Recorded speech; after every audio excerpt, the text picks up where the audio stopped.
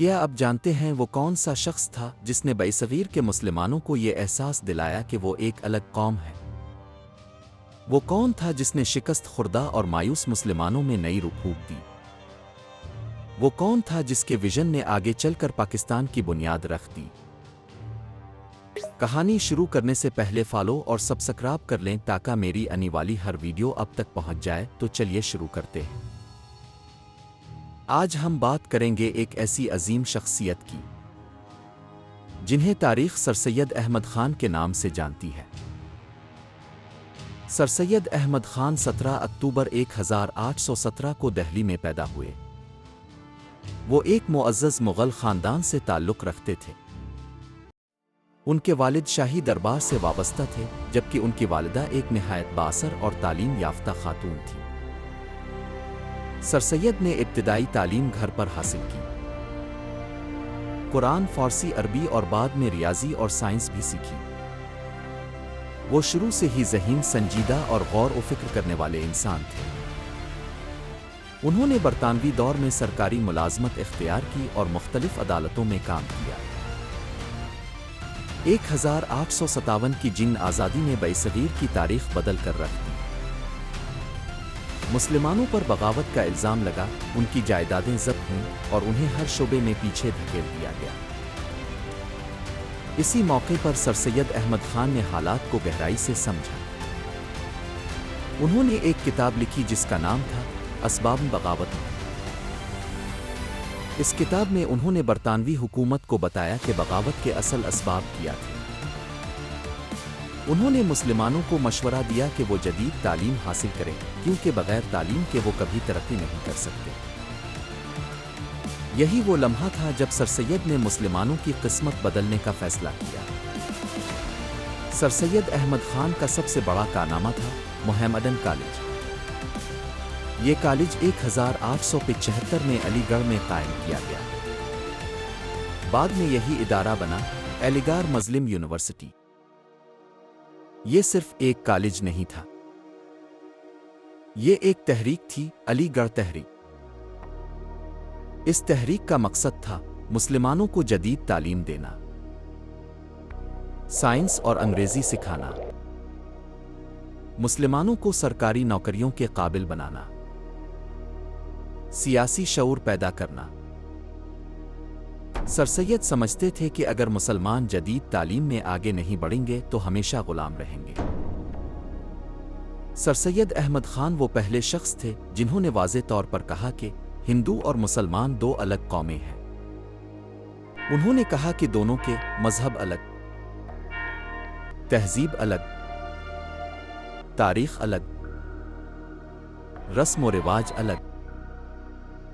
یہی سوچ آگے چل کر بنی دو قومی نظریہ۔ بعد میں اسی نظریے کو مضبوط کیا علامہ اقبال، محمد علی جناح، اور آخرکار 1947 میں وجود میں آیا پاکستان۔ یعنی اگر سر سید نہ ہوتے تو شاید مسلمانوں میں وہ شعور پیدا نہ ہوتا جو پاکستان کے قیام کا سبب بنا۔ سر سید احمد خان صرف ایک تعلیمی رہنما نہیں تھے، وہ ایک سماجی مصلح بھی تھے۔ انہوں نے مسلمانوں کو سائنسی سوچ اپنانے کی تلقین کی، مذہبی انتہا پسندی کی مخالفت کی، جدید اور دینی تعلیم کو ساتھ لے کر چلنے کی بات کی۔ وہ چاہتے تھے کہ مسلمان دنیاوی ترقی میں بھی آگے ہوں اور اپنے دین سے بھی جڑے رہیں۔ 27 مارچ 1898 کو سر سید احمد خان اس دنیا سے رخصت ہو گئے، لیکن ان کا مشن آج بھی زندہ ہے۔ علی گڑھ مسلم یونیورسٹی آج بھی ہزاروں طلباء کو تعلیم دے رہی ہے۔ ان کی تحریک نے ایک قوم کو بیدار کیا۔ جب سر سید احمد خان نے جدید تعلیم کی بات کی تو سب نے ان کا ساتھ نہیں دیا۔ سر سید احمد خان کو سخت مخالفت کا سامنا کرنا پڑا۔ بعض علماء نے ان پر فتوے لگائے، انہیں نیچری کہا گیا، ان پر الزام لگایا گیا کہ وہ انگریزوں کے حامی ہیں اور مسلمانوں کو گمراہ کر رہے ہیں۔ لیکن سر سید نے ہمت نہیں ہاری۔ انہوں نے کہا اگر ہم نے وقت کے تقاضوں کو نہ سمجھا تو ہم ہمیشہ پیچھے رہ جائیں گے۔ وہ جانتے تھے کہ قوم کی اصلاح وقتی تنقید سے بڑی چیز ہے۔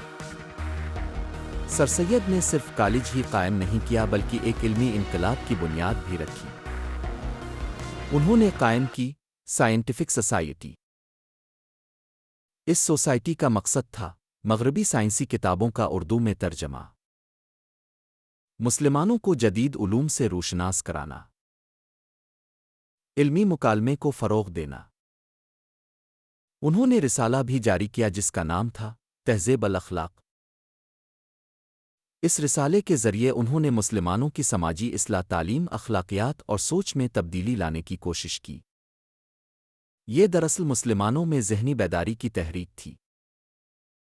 ابتدا میں سر سید ہندو مسلم اتحاد کے حامی تھے، لیکن جب انہوں نے دیکھا کہ سیاسی مفادات اور اکثریتی نظام میں مسلمان پیچھے رہ جائیں گے تو انہوں نے واضح موقف اختیار کیا۔ 1885 میں قائم ہونے والی انڈین نیشنل کانگریس کے بارے میں سر سید نے مسلمانوں کو خبردار کیا کہ وہ ابھی سیاسی میدان میں قدم نہ رکھیں۔ ان کا کہنا تھا، پہلے تعلیم حاصل کرو پھر سیاست میں آؤ۔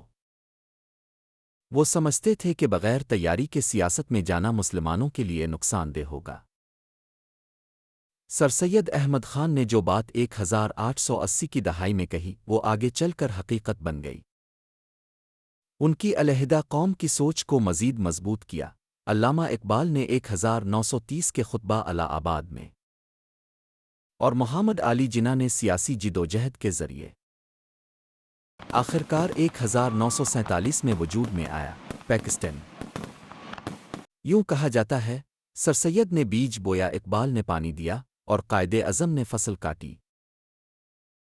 سوچیں اگر سر سید احمد خان جدید تعلیم کی تحریک نہ چلاتے تو کیا ہوتا؟ مسلمان سرکاری نوکریوں سے مکمل طور پر باہر ہو جاتے، تعلیمی میدان میں ہمیشہ پیچھے رہتے، سیاسی شعور پیدا نہ ہوتا، علیحدہ قوم کا نظریہ واضح نہ ہوتا، یعنی پاکستان کا قیام شاید ممکن نہ ہوتا، بہت دیر سے ہوتا۔ آج بھی سر سید کا پیغام وہی ہے، جدید تعلیم حاصل کرو، سائنس اور ٹیکنالوجی میں آگے بڑھو، دین اور دنیا میں توازن رکھو، اختلاف کو برداشت کرنا سیکھو۔ قومیں جذبات سے نہیں علم اور شعور سے بنتی ہے۔ سر سید احمد خان صرف ایک فرد نہیں تھے، وہ ایک سوچ تھے، ایک تحریک تھے، ایک انقلاب تھا۔ انہوں نے ہمیں سکھایا کہ تعلیم ہی آزادی کی اصل کنجی ہے۔ اگر آپ چاہتے ہیں کہ ہم ایسی مزید تاریخی شخصیات پر مکمل ڈاکومنٹری طرز ویڈیوز بنائیں تو کمنٹ میں ضرور لکھیں اگلا موضوع کون سا ہو۔ ویڈیو کو لائک کریں، شیئر کریں اور سبسکرائب کرنا نہ بھولیں، کیونکہ ہم تاریخ کو زندہ کرتے ہیں اور آپ تک سچ پہنچاتے ہیں۔